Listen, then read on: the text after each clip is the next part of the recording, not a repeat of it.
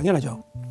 사실 성경 안에도 직분이 나오잖아요. 우리가 암송하고 있는 가르치는 자들, 그다음에 가르치는 장로들, 그다음에 교회 안에는 사도와 복음 전도자와 예언자와 또 목자, 교사들 있잖아요. 또 집사도 있고요. 감독도 있잖아요. 감독. 또 구약 시대 때도 천부장, 백부장 이렇게 있고 제사장도 있고 그렇죠. 사람이 사는 모든 곳마다 그런 조직이 반드시 필요하죠.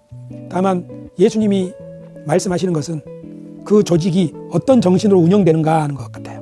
그러니까 우리가 예수님의 그 삶에서 사역에서 본받아야 할 것은 그대로 따라한다가 아니라 그것이 어떤 원리를 어떤 정신을 우리에게 일깨워주고 있느냐 하는 거죠.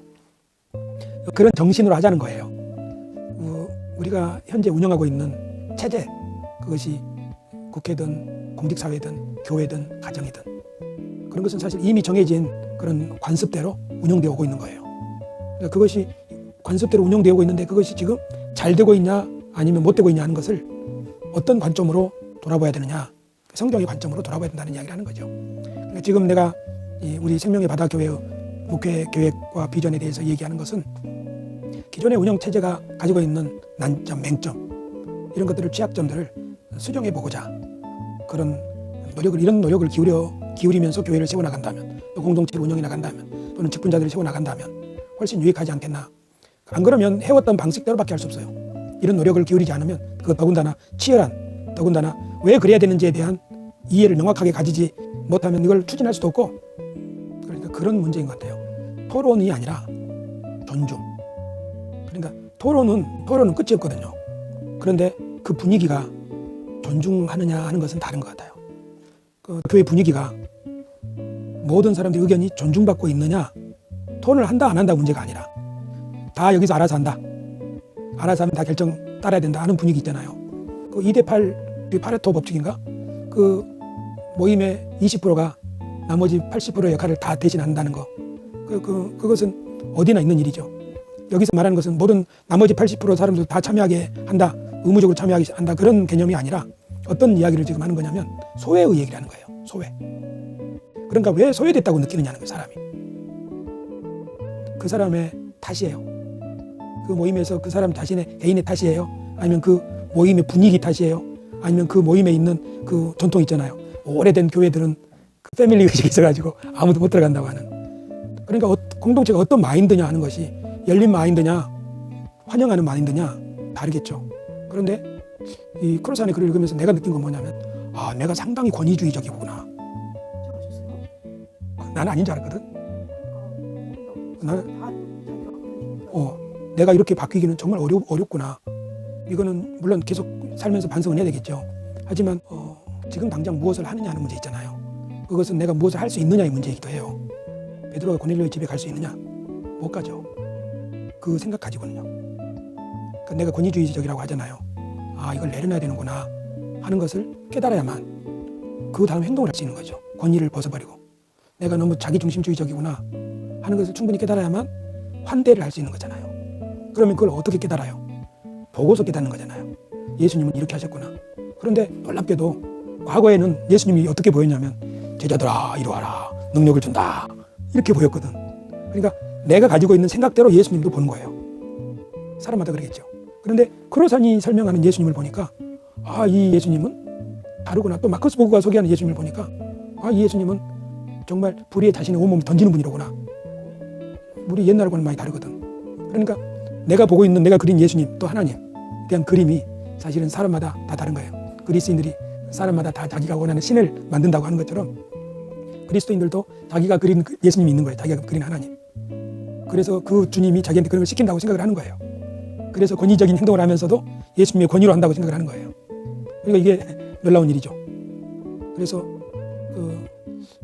폴 앨리스를 통해서 은혜의 하나님을 발견하지 못했다면 계속 거기에 갇혀 있는 것처럼, 우리가 지금 문제로 여기고 있는 교회 집중, 개교의 현상, 또 목회자 중심의 교회, 이런 것들을 문제로는 여기고 있지만 여전히 조직이 필요한 것, 위계질서가 필요한 것, 사람마다 신앙의 정도가 다른 것, 특히 사람마다 생각이 다른 것, 그걸 기본적으로 이해하지만 그럼에도 불구하고 이런 폐단들이 있잖아요. 그 폐단들을 그럼 어떻게 고쳐나갈 수 있느냐 하는 문제는 새로운 눈이 열려야 된다고요. 당신 기도처럼 좋은 사람을 만나고 좋은 책을 읽고 해가지고 눈이 열려야, 내가 깨져야 그만큼 새로운 길이 열리는데, 예수님이 3번 환상을 보여주셨을 때 베드로가 고넬료를 따라간 것처럼 그 전까지는 뭐 하나님 앞에 나는 그런 사람하고 어울릴 수 없습니다 하는 그런 존재였잖아요. 그러니까 우리들도 이렇게 아마 우리가 읽고 있는 그 책들 있잖아요. 사실 이번에 내가 저번에 번역했던 폴 앨리스의 10가지 키워드 쓴 복음이나 또 홈라이트 책들이나 그게 다 절박할 때 읽었거든. 근데 지금 아주 절박한데 지금은 도미닉 크로산의 책이 나한테 굉장히 큰 충격으로 다가와요. 내게 꼭 필요한 부분인 것 같아요. 뭐냐면 목회자야, 너는 지금 이 세상을 어떤 눈으로 바라보고 있느냐. 내가 지금 추구하고 내가 달려온 길이 사실은 세상 사람들이 그거하고 똑같다는 걸 너는 깨닫지 못하느냐. 예수님의 걸음과는 반대의 길을 너는 걸어가고 있었던 거야 하는 걸 일깨워준다는 것 같아요. 그래서 지금 내가 지금 오늘 발표한 것은 매우 어설퍼요. 아주 불안전하고 흔들리는 거예요. 루터의 얘기처럼. 하지만 그 어떤 문제의식을 느꼈기 때문에, 어떤 고민을 깨달았기 때문에 아, 여기에 길이 있구나 그런 생각이 드는 거예요. 이번에 수도원에 가가지고 물론 예수는 누구인가 그 책을 다 읽고 나서 이제 아마존에서 책을 하나 또 공짜로 다운받았거든요. 돈 지불하기 전에는 이만큼만 읽을 수 있게 다운받는 게 공짜예요. 맛배기로 읽어라. 그 다음에 이게 진짜로 읽어야겠다 싶으면 돈 지불해라 하는 게 아마존의 판매 방법이에요. 샘플북이라고 그래요. 하나님과 제국. 하나님과 제국. 그러니까 로마 제국이 어떻게 당시 시대를 이렇게 통치를 했고 그 가운데서 예수님과 사도 바울은 어떻게 그 제국의 정신에 대해서 저항하는 대한 공동체를 세우고자 했던가 하는 이야기를 쓴 책이에요. 그걸 읽고 있는데 우리말로도 이미 번역됐더라고요. 하나님과 제국이라고. 영어로 읽고 있는데 참 도움이 많이 되는 것 같아요. 아무튼 그런 지금 그 책을 꼭 좀 읽고 있는데 그 책을 정말 독파를 하고 싶어요.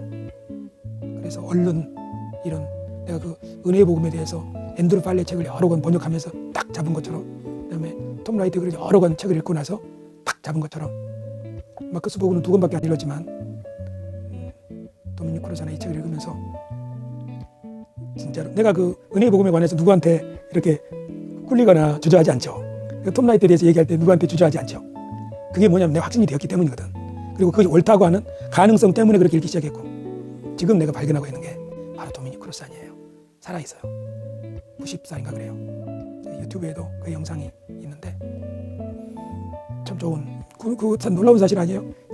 우리 집에 은혜의 영성이라고 하는 책이 이미 찬양이가 극동방송에서 받아가지고 이 책이 꽂혀 있었잖아요. 그걸 나중에 2014년도에 읽은 거 아니에요. 근데 지금 도미닉 크로산도 8년 전에 내가 산 책 아니에요. 그래서 이 재발견한 거죠. 그리고 그때는 읽었는데 눈이 안 열린 거야.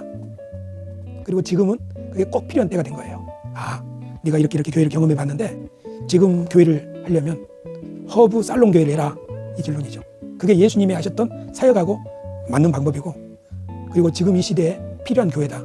그러니까 채널을 통해서 사람들을 막 이렇게 유입을 하고, 이 중에 정말 동참하고 싶고 그 미팅을 갖고 싶은 사람들을 점검해가지고 확인해서 나랑 독서 모임 하겠습니까? 이 지역에서 모임 한번 가져보겠습니까? 하면 그런 모임들을 가져보고 더 충성된 사람들은 사역자로 삼고 훈련해서 파송도 하고 해가지고 이렇게 하는 거예요. 우리가 전에 구역 모임이나 이런 모임들 하잖아요.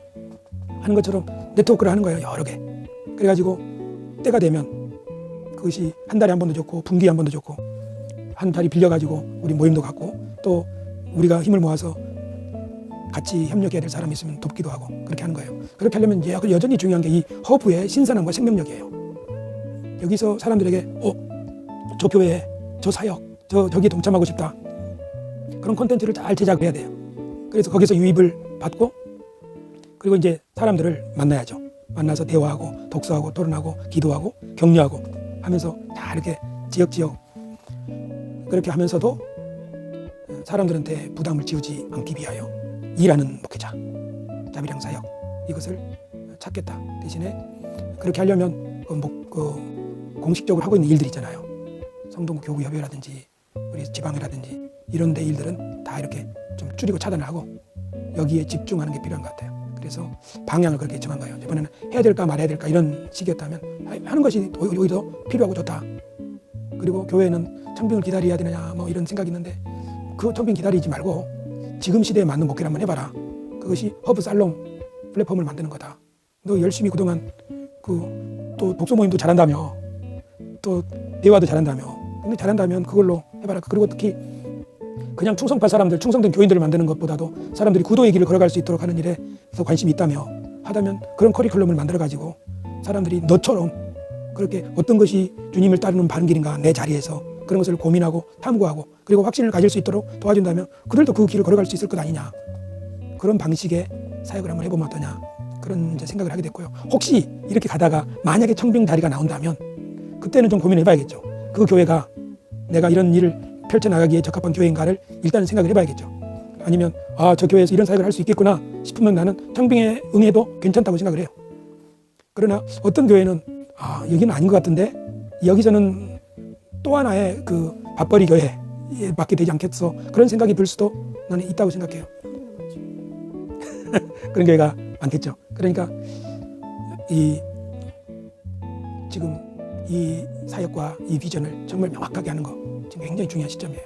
사도 바울이 아라비아에 3년의 시간이라고도 볼 수 있고요. 그리고 지나간 시간들이 나는 너무 소중하다고 생각해요. 여기까지 이르게 된 것.